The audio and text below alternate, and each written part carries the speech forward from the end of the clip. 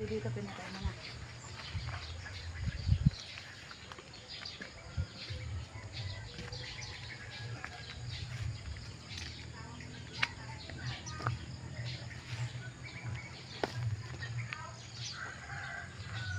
Ito po ang peanut butter tree. Rare po ito. Madalang po ito sa ating bansa kahit saka Asia. Kung inyong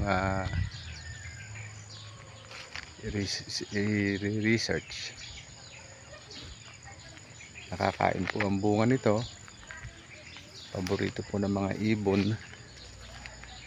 Ayan po, pagka hinog na hinog, kinakain po ng mga ibon.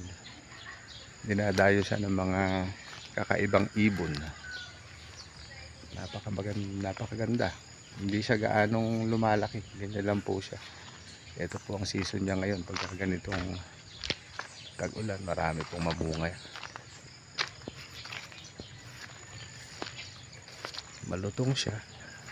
Pagka hinog na hinog, siya po ay kasi medyo lasa ng peanut butter. Kaya po tinawag na peanut butter tree. Ayan po ang bunga. Pagka po hinog na hinog, ito po siya.